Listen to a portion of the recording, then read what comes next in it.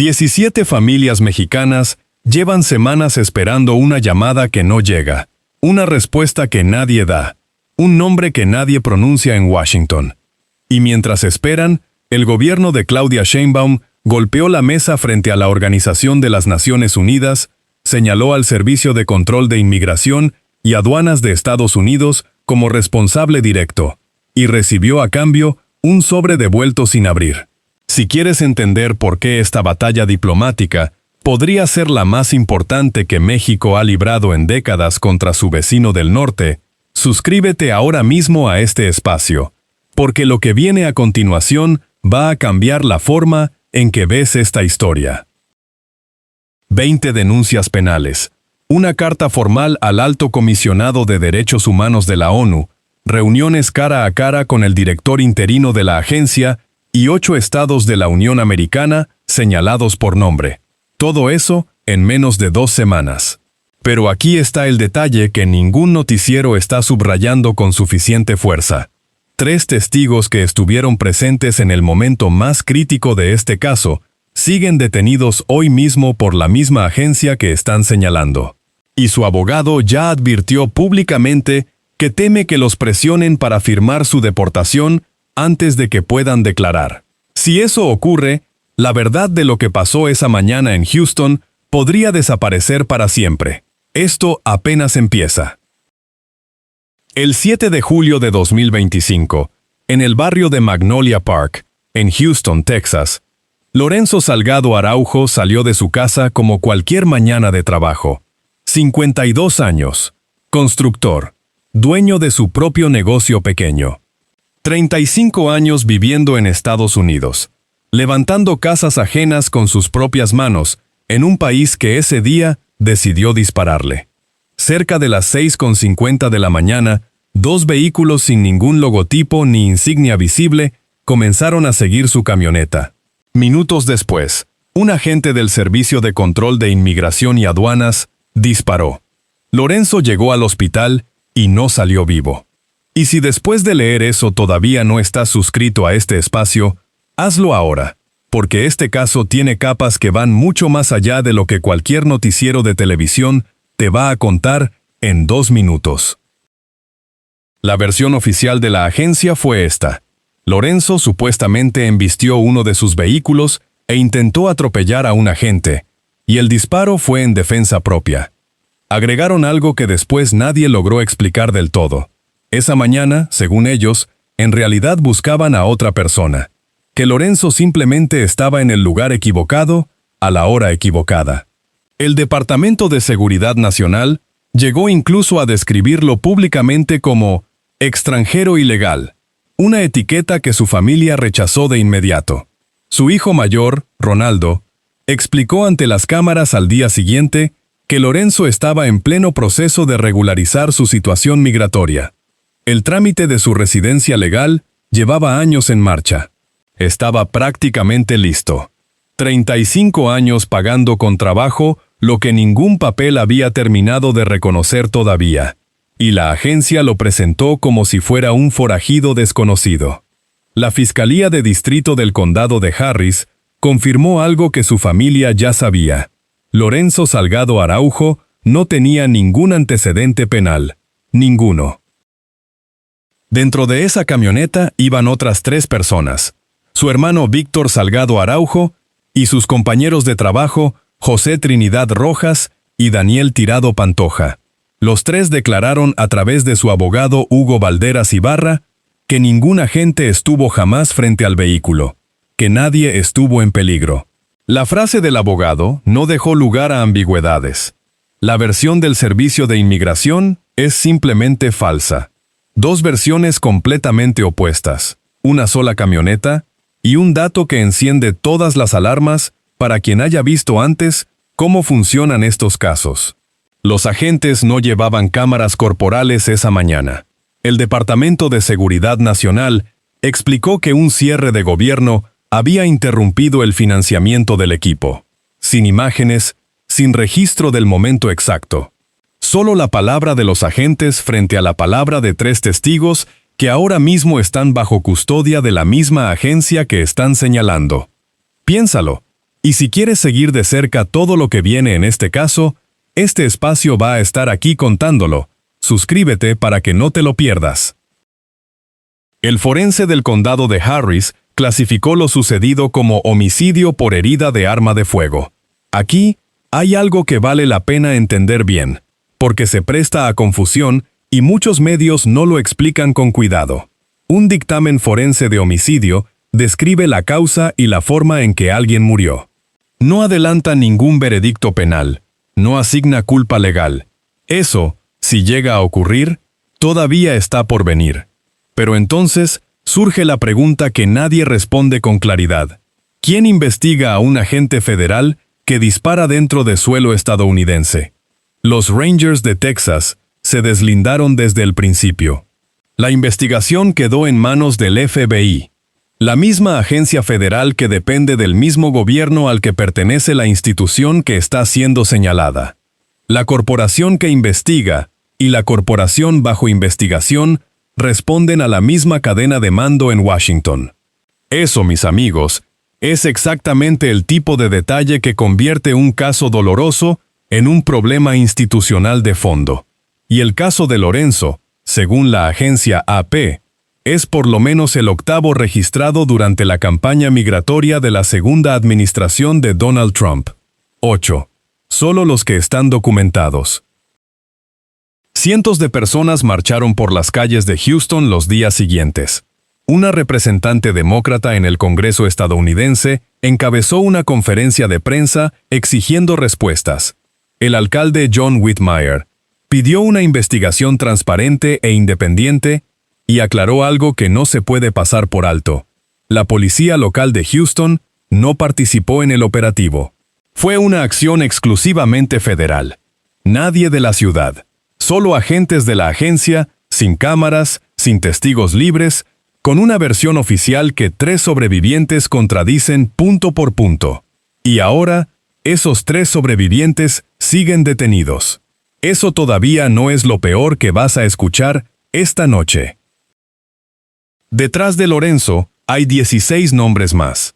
Desde mayo de 2025, la Secretaría de Relaciones Exteriores de México documentó 17 connacionales fallecidos en episodios relacionados con el Servicio de Control de Inmigración y Aduanas. 17. 14 de ellos bajo custodia, dentro de centros de detención, varios operados por empresas privadas contratadas por el gobierno estadounidense. Los otros 3 durante operativos en la calle, como Lorenzo. Y para entender por qué esa cifra creció tanto en tan poco tiempo, hay que hablar de un informe que muchos medios mencionaron de paso, pero pocos explicaron con el detalle que merece. El 25 de junio de 2025, Human Rights Watch, junto con la organización Physicians for Human Rights, publicó un documento de 73 páginas, titulado Muriendo en detención. El informe analiza los primeros aproximadamente 500 días del segundo gobierno de Trump y su hallazgo central es duro de leer. La tasa de mortalidad dentro de los centros de detención del Servicio de Inmigración es la más alta desde que la agencia fue creada en 2003. Más alta incluso que durante el peor momento de la pandemia de COVID-19. 52 personas fallecidas bajo custodia en ese periodo, contando todas las nacionalidades. Y detrás de ese número hay un patrón documentado caso por caso. Exámenes físicos incompletos al ingresar, falta de seguimiento a síntomas persistentes, demoras enormes para diagnosticar enfermedades infecciosas o crónicas, y contradicciones sistemáticas entre los expedientes clínicos y lo que las agencias reportaron públicamente después de cada muerte. Brian Root, asesor de Human Rights Watch, lo dijo sin rodeos. La gente muere bajo custodia al ritmo más alto en años, incluso considerando que hoy hay más personas detenidas que nunca. La tasa, no solo el número total, subió de forma brusca. Buena parte de esos centros no los administra directamente el gobierno estadounidense. Los opera un puñado de empresas privadas que cobran por cada persona detenida, por cada día que permanece encerrada. Entre más detenidos, más ingresos. Cuando la población creció un 77% en un solo año, Esas compañías no siempre crecieron al mismo ritmo en personal médico ni en capacidad de atención. El negocio se expandió. El cuidado, según documenta Human Rights Watch, se quedó atrás. Y dentro de una revisión de 39 casos individuales, el informe encontró que los ciudadanos mexicanos son la nacionalidad más representada entre los fallecidos. 10 de esos 39 casos. 10. Mientras la maquinaria de detención creció a ese ritmo, el flujo de migrantes mexicanos hacia Estados Unidos cayó a su nivel más bajo en más de medio siglo. De acuerdo con el Instituto de Política Migratoria, menos mexicanos cruzando, más mexicanos muriendo dentro de un sistema que no da abasto. Esa contradicción es uno de los datos más incómodos de toda esta historia, y explica, en buena medida, ¿por qué México decidió que ya no bastaba con protestar en privado? Y si quieres que sigamos exponiendo este tipo de información con el nivel de detalle que merece, suscríbete a este espacio, porque hay más expedientes como este esperando ser contados.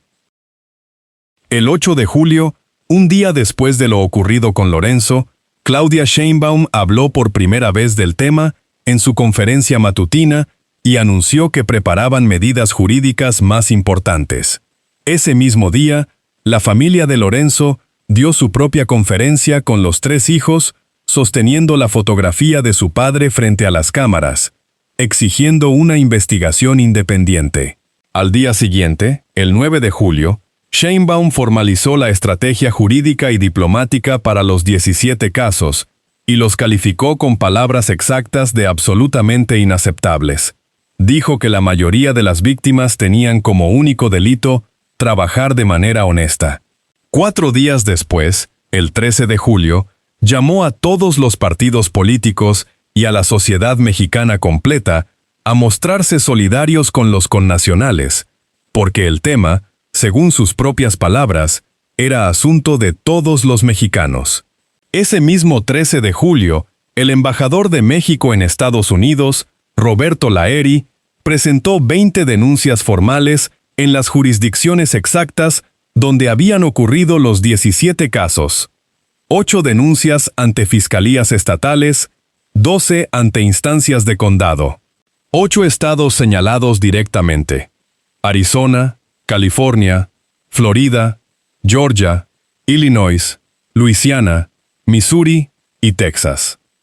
En cada uno de esos estados hay familias mexicanas que llevan generaciones construyendo sus vidas, abriendo negocios, criando hijos bilingües.